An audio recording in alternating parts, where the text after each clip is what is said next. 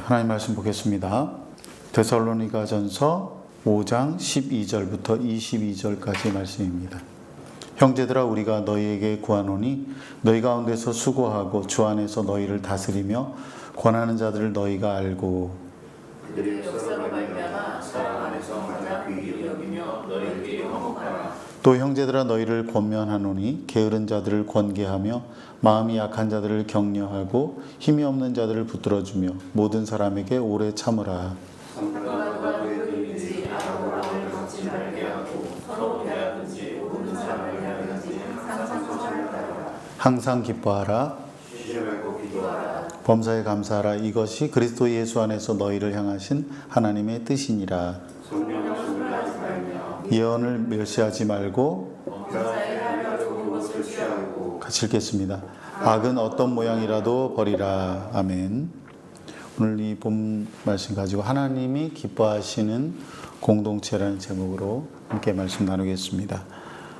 사람이 혼자 살 수 없듯이 우리 신앙도 혼자 지킬 수가 없습니다. 그래서 하나님이 우리를 교회라는 공동체 안에 두셨습니다.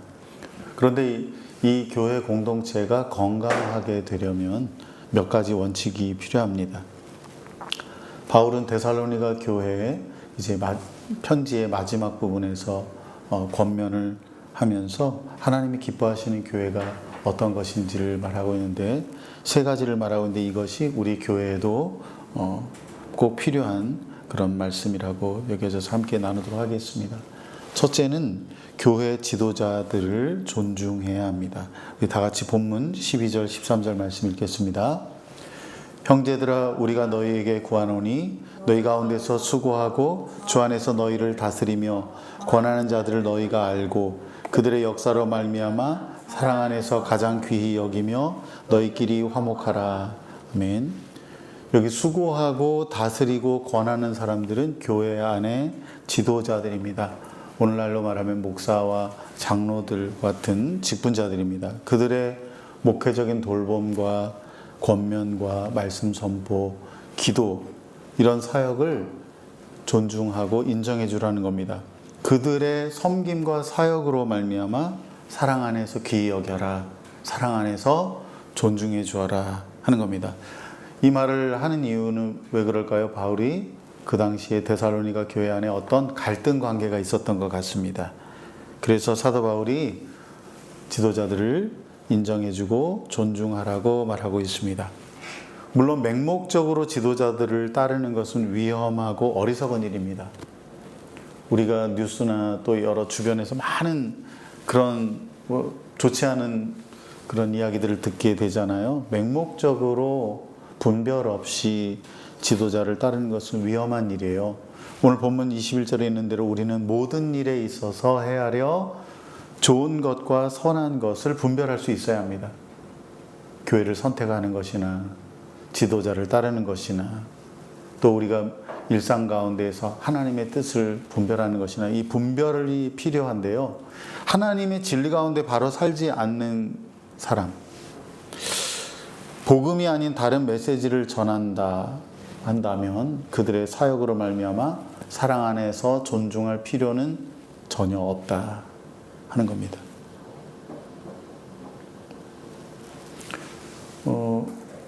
오늘 아침에 어젠가 이렇게 김동욱 목사님이 어떤 사람의 그 상담하는 걸 잠깐 봤는데, 교회에서 이제 너무 정치적인 메시지를 많이 해가지고 떠나야 되나. 근데 아이들을 생각하면 이 친구 관계 때문에 어떻게 될지 모르겠다고 그러니까 아주 지혜롭게 말씀을 하시더라고요. 지금 그 교회가 아니라 만약에 학원이라고 생각합시다. 그러면 학원이라고 하면은 친구 관계가 더 중요합니까? 거기 학원에서 가르치는 내용이나 그런 것들이 더 중요합니까? 그렇게 대답을 해주시더라고요. 선한 것을 분별할 수 있어야 합니다. 하지만 대개의 경우에 목회자들은 말씀을 신실하게 가르치고 권면하고 성도들의 영혼을 돌보는 수고를 합니다. 완벽하진 않아요. 좋은 모델, 예수님처럼 정말 완벽한 모델이 되면 좋겠는데 약점도 있고 실수도 있고 그렇죠. 그렇지만 하나님이 세우신 직분이니 사랑 안에서 존중할 때 교회가 평안과 질서를 누릴 수가 있습니다. 우리말 성경으로 이 히브리서 13장 17절에 이렇게 말씀하고 있습니다. 여러분을 인도하는 사람들을 신뢰하고 순종하십시오. 이는 그들이 여러분의 영혼을 위해 마치 자신들이 하나님께 아뢰야 할 사람들인 것처럼 깨어있기 때문입니다. 그들로 하여금 기쁨으로 이 일을 행하게 하고 근심함으로 행하지 않게 하십시오. 그러지 않으면 여러분에게 유익이 되지 못할 것입니다. 오늘날 많은 사람들이 교회 지도자를 종교 서비스를 제공하는 사람으로 여기는 경향이 있습니다. 그렇지 않습니다. 목회자의 정체성은 교회 성도들, 형제 자매들을 하나님께 대하여 합당한 삶을 살아가도록 세우는 데에 있습니다. 여러분을 인도하는 사람들을 신뢰하고 순종하기를 바랍니다. 사랑 안에서 존중하기를 바랍니다. 여러분의 영혼을 위해서 하나님 앞에서 기도하는 사람들입니다. 제가 지금 설교하고 있다고 해서 저에게만 해당되는 게 아니고 또 여러분들이 저하고만 같이 신앙생활을 계속하는 게 아니잖아요. 나중에는 아마 여러분보다 훨씬 나이가 어리고 조금 부족해 보이는 분이 목회를 할 수도 있다고 생각해서 여러분한테 말씀드립니다. 기쁨으로 그 일을 할 수 있도록 해줘야 합니다. 정말 말씀에서 어긋나는 일이다. 이거는 정말 도저히 하나님이 기뻐하시지 않는다라고 하면 그것을 절대로 따라줘서는 안 됩니다. 어떤 인간적인 그런 정 때문에 해서는 안 돼요. 하지만 그렇지 않다 하면 교회를 위해서 함께 헌신하고 함께 교회 공동체를 사랑하라고 하는 겁니다. 여러분의 목회자를 위해서 기도해 주시길 바랍니다. 주어진 사명을 잘 감당하고 성도들에게 믿음과 삶의 모범이 될 수 있도록 기도해 주시기 바랍니다. 여러분들이 기도를 해주시면 감사하고 또 혹시 기도를 하게 된다면 다른 것 말고 잘 먹고 잘 살게 해달라 그런 거 정말 쓸데없는 기도니까 그런 거 하지 말고 교회 지도자로서 그 정체성에 걸맞게 믿음과 삶의 본이 되어서 사명 잘 감당하게 해달라고 이렇게만 좀 기도를 부탁을 드리겠습니다. 이것이 교회 지도자들을 사랑 안에서 존중하라는 말씀에 담긴 뜻입니다. 두 번째, 하나님이 기뻐하시는 교회 공동체가 되기 위해서는 다른 성도들의 최선을 생각해야 합니다. 다른 성도들의 최선을 생각해야 한다. 메시지 성경으로 본문 14절 15절 말씀 읽겠습니다. 서로 사이좋게 지내고 각자 자기 몫의 일을 하십시오. 우리의 조언은 이것입니다. 거저 얻어먹기만 하는 사람들에게 힘써 일하라고 주의를 주십시오. 뒤처진 사람들을 온유하게 격려하고 지친 사람들에게 손을 내밀어 그들을 일으켜 세우십시오. 서로 참고 각 사람의 필요에 주의를 기울이십시오. 서로 신경을 건드려 화를 돋우지 않도록 조심하십시오. 서로에게서 최선의 모습을 찾아보고 언제나 그것을 이끌어내기 위해 최선을 다하십시오. 아멘. 교회는 이상적인 공동체가 아니라 현실의 공동체입니다. 교회 안에는요, 규모 없이 사는 사람들도 있고 낙심해 있는 그래서 마음이 무너진 사람들도 있고요. 또 몸과 마음이 약한 사람들이 있어요. 사회적인 약자들도 있습니다. 어떤 사람들은 자꾸만 교회를 쇼핑하듯이 여기저기 떠돌아다닙니다. 이 교회는 이게 없네. 저 교회는 저런 게 부족하네. 조금만 함께 지내다 보면 사람들의 약점이 보여요. 마음에 들지 않는 구석이 눈에 거슬려 가지고 교회를 오래 머물지 못하고 자꾸만 돌아다니는 겁니다. 교회 공동체를 이상적으로 여기는 사람은 참된 교회의 의미를 알지 못하는 사람입니다. 그 자신 스스로도 온전히 그리스도인으로서 성숙하지 못하게 돼요. 교회를 자꾸만 이게 싫고 저게 마음에 안 들고 이게 없고 하면서 그러면 그렇게 된다는 거예요. 어떻게 명적으로 성숙하겠어요? 보네퍼는 이렇게 말했습니다.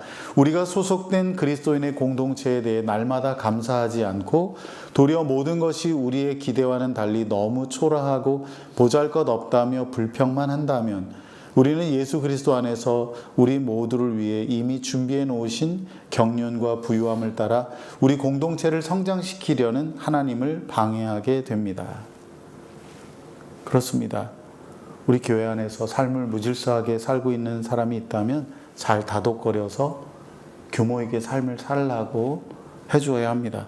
어떤 큰 어려움이 있어서 낙심하고 있는 성도가 있다면 잘 위로하고 격려해서 용기를 내어 살 수 있게 해줘야 합니다.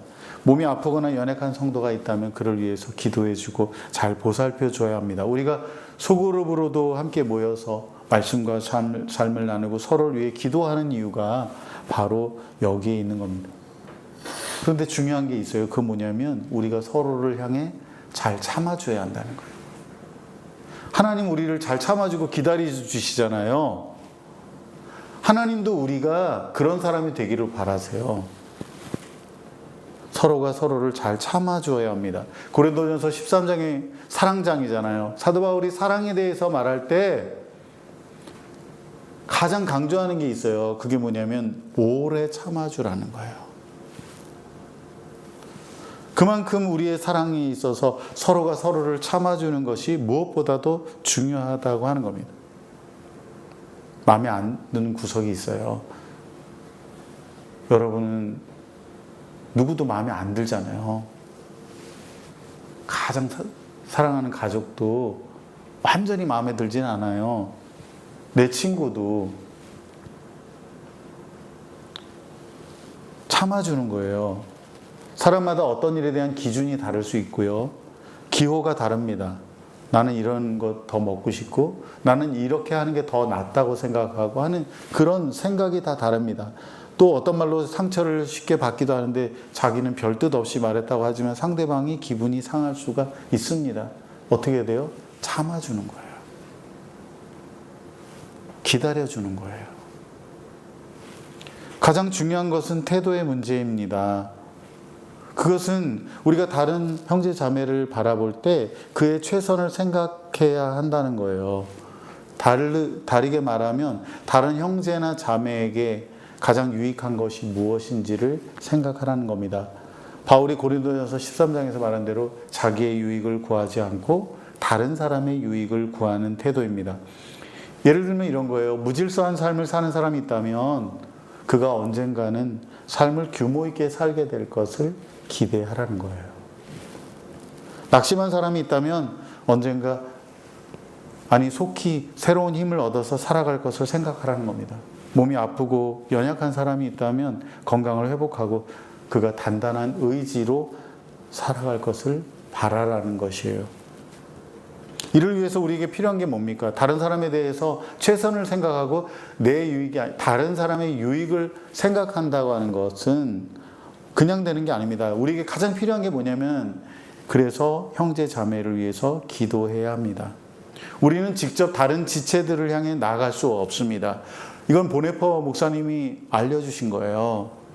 우리의 자아와 또 상대방의 자아가 서로 부딪히게 됩니다. 우리의 연약한 본성이 다른 형제나 자매의 그것과 만나서 서로 파열음을 만들어냅니다.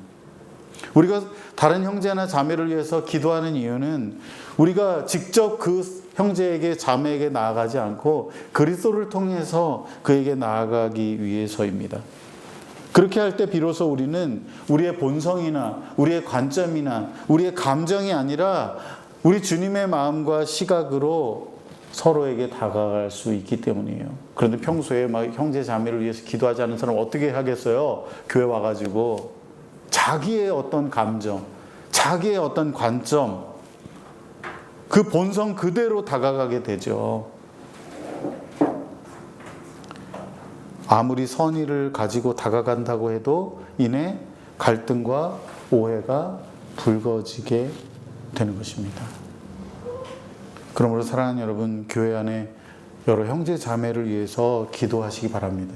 여러분들이 지금까지 그렇게 하지 않고 있다면 하나님 앞에 회개하고 돌이켜서 기도하시기 바랍니다. 그들의 최선을 생각하며 기도하시기 바랍니다.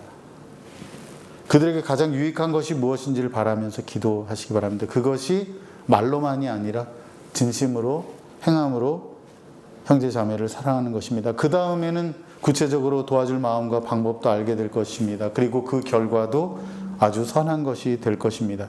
우리 모두 서로가 서로를 오래 참아주기를 바랍니다. 서로의 최선을 생각하고 가장 유익한 것을 기대할 수 있기를 바랍니다. 하나님이 그러라고 우리를 교회 공동체로 불러주셨습니다. 만약 세 번째로 하나님의 뜻을 행해야 합니다.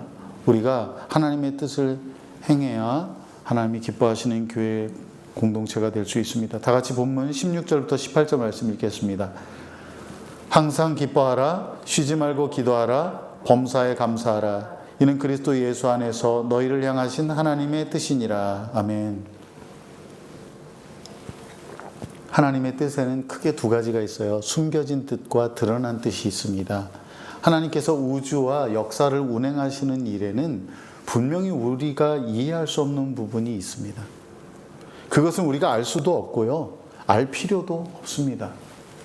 그러나 하나님께서 성경을 통해서 우리에게 이미 드러내신, 계시하신 그 뜻에 대해서 우리가 알 수가 있습니다. 그런데 사람들은 어떻게 합니까? 하나님 뜻이 어디 있지? 이렇게 자꾸만 물어봅니다. 제럴드 시처는 이렇게 말했습니다. 미래에 관해 큰 결정을 내려야 할 때 우리는 전혀 안달할 필요가 없다. 내 삶을 향한 하나님의 뜻을 놓칠지도 모른다는 끔찍한 가능성 때문에 염려할 필요가 없다. 이미 알고 있는 일을 행하기만 하면 된다. 우리가 하나님의 뜻을 행하고 있는지 아닌지의 여부는 날마다 내리는 선택으로 결정된다. 우리에게 문제가 있다면 그것은 지식의 부족이 아니라 이미 알고 있는 내용에 반응하지 않으려는 태도다. 하나님 뜻이 이미 다 주어졌어요. 그리고 심지어 우리가 알고도 있어요. 이미 하나님께서 우리에게 알게 하신 그 하나님의 뜻이 있는데 그것은 그냥 신경 쓰지 않고 관심 없고 반응하지 않고 거기서 내 삶을 향한 하나님 뜻이 어디 있지? 뭔가 신비하고 뭔가 미래적이고 뭔가 나의 진로와 관련되고 내 일의 성공 여부와 관련된 그런 것들만 자꾸 생각하게 되는데 그것을 하나님 기뻐하시지 않는다는 거예요. 오늘 내가 지금 이미 알고 있는 그 하나님의 뜻을 순종하는 겁니다. 오늘 본문에도 바로 그 하나님의 뜻이 분명히 나타나고 있어요.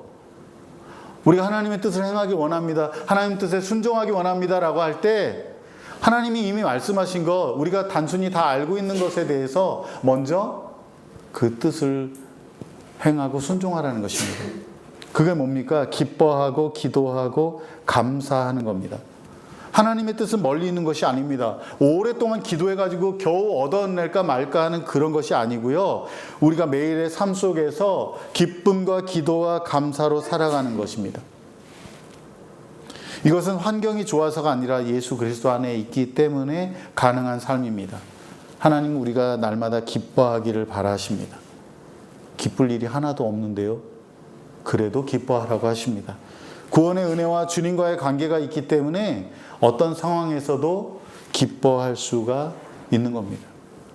사도 바울이 빌립보서 4장 4절에서 빌립보 성도들에게 이렇게 말했습니다. 주 안에서 항상 기뻐하십시오. 내가 다시 말합니다. 기뻐하십시오. 지금 바울이 감옥에 갇힌 상태에서 밖에 있는 성도들에게 기뻐하라고 하는 겁니다. 누가 봐도 기뻐할 만한 상황이 아니잖아요. 내일 당장 끌려나가서 죽을지도 모르는 상황인데도 사도 바울이 말하는 겁니다. 주 안에서 기뻐하라고 말입니다. 그러니 우리에게 주어진 어떤 상황이나 조건 때문에 기뻐하는 것이 아닙니다. 우리가 주님 안에 있기 때문에 주님이 나와 함께 하시기에 기뻐하라는 겁니다. 이것이 하나님이 우리에게 바라시는 그분의 뜻입니다. 또한 우리는 쉬지 말고 기도해야 합니다. 이것이 하나님의 뜻입니다. 여기 쉬지 말고라는 말은 계속해서 앉아서 기도하라는 뜻이 아니고요. 항상 기도의 삶을 살아가라는 거예요. 물론 이렇게 기도의 삶을 제대로 살기 위해서는요. 쉬지 말고 기도하기 위해서는 매일 정해진 시간에 기도하는 일이 필수입니다. 이것이 돼 있지 않으면은 아침이나 저녁에 말씀을 묵상하고 기도하시길 바랍니다. 이것이 돼 있지 않으면은요, 쉬지 말고 기도하라는 것을 행할 수가 없어요. 하루 일과 중에 어떤 사람의 필요를 보았을 때 그를 위해서 기도할 수 있습니다. 기도하는 마음으로 하루를 살아가기 때문입니다. 어떤 일에 대해서 짧게라도 기도할 수 있어요. 하나님, 그를 불쌍히 여겨주세요. 이렇게 기도할 수 있어요. 어떤 문제에 봉착했을 때, 하나님, 내가 지금 하는 일이 쉽지 않은데 잘 해결되게 해주십시오. 이렇게 기도할 수 있어요. 이걸 화살기도라고 하는데, 이렇게 하루를 순간순간 살아간다면 그것이 쉬지 말고 기도하는 겁니다. 저와 여러분 모두가 이러한 기도의 삶을 실천할 수 있기를 바랍니다. 하나님께서 우리에게 바라시는 그분의 뜻 가운데에는 감사도 있습니다. 하나님 아버지께서는 자녀인 우리가 그분께 감사하기를 원하십니다. 모든 일에서, 모든 상황에서 감사하는 사람이 되기를 바라세요. 하나님이 살아계시고 우리의 모든 상황을 다 알고 계신다는 확신이 있는 사람은 감사할 수가 있습니다. 그러지 않은 사람은 감사할 수가 없어요. 좀 좋은 일이 있으면 감사할 수 있죠. 내가 원했던 일을 성취한다면 감사할 수 있죠. 근데 내가 원치 않는 일이 발생하거나 문제가 있거나 인간관계나 어떤 건강에 문제가 생겼을 때 감사가 나와요? 그럴 때도 감사하라고 하십니다. 그것이 하나님의 뜻입니다. 열심히 노력해서 어떤 성취를 얻었을 때에도, 원치 않는 상황으로 힘들 때에도 모든 상황에서 하나님께 감사하기를 바라십니다. 그것이 하나님의 뜻입니다. 최근에도 저희 가정에도 개인적으로 큰 어려움이, 문제에 봉착해서 마음을 무겁게 했는데, 제가 최근에 붙들고 있는 말씀이 이 말씀이거든요. 모든 상황에서 감사하자. 카일 아이들먼이라는 분이 미국 국립보건원에서 밝힌 자료를 가지고 말했습니다. 감사를 선택하면 더 행복해진다는 사실이 밝혀졌습니다. 도파민이 막 분비가 된다 그래요. 그래서 감사하게 되면 더 한번 해보자 해가지고 더 많은 감사로 이어진다고 합니다. 감사할 것이 계속 늘어나고요. 감사할 거리를 보기 시작하면 더 많은 감사거리를 찾기 시작합니다. 그렇게 선순환이 나타난다고 합니다. 우리에게 이미 알려주신 하나님의 뜻을 진심으로 행하시길 바랍니다. 이미 주님이 우리에게 말씀하신 기도하고 감사하고 또 하나님께 기뻐하는 이 하나님의 뜻을 그냥 제쳐두고 이건 안 하면, 이건 순종하지 않으면서 하나님 뜻이 난 잘 모르겠네, 하나님 뜻이 어디 있지? 이렇게 얼마나 어리석은 일이라고 할 수가 있겠습니까? 우리에게 알게 하신 하나님의 뜻을 진심으로 행하다 보면은 우리에게 특별한 계획으로 일하시는 그 하나님의 뜻도 알게 될 것입니다. 하나님의 뜻은 멀리 있는 게 아니고 기뻐하고 기도하고 감사하며 살아가는 겁니다. 하나님 그렇게 우리가 살기를 원하십니다. 그것이 하나님을 신뢰하고 하나님을 사랑하는 표현이기 때문입니다. 말씀을 맺습니다. 우리 교회가 하나님이 기뻐하시는 공동체가 되려면 지도자를 사랑 안에서 존중해야 합니다. 잘 따라주고 기도해 주시기 바랍니다. 또한 우리가 다른 성도들의 최선을 생각해야 합니다. 서로가 다르지만은 잘 참아주고 기다려주기를 바랍니다. 다른 형제 자매의 유익을 위해서 기도하고 그 사람의 최선을 생각하기를 바랍니다. 마지막으로 우리는 하나님의 뜻을 행해야 합니다. 날마다 기뻐하고 기도하고 감사해야 합니다. 우리 교회가 이렇게 지도자를 존중하고 서로가 서로를 세워주고 하나님의 뜻을 행한다면 분명히 하나님께서 기뻐하시는 아름다운 공동체가 될 것입니다. 우리 교회가 그런 교회가 되기를 주님의 이름으로 축복합니다. 기도하겠습니다.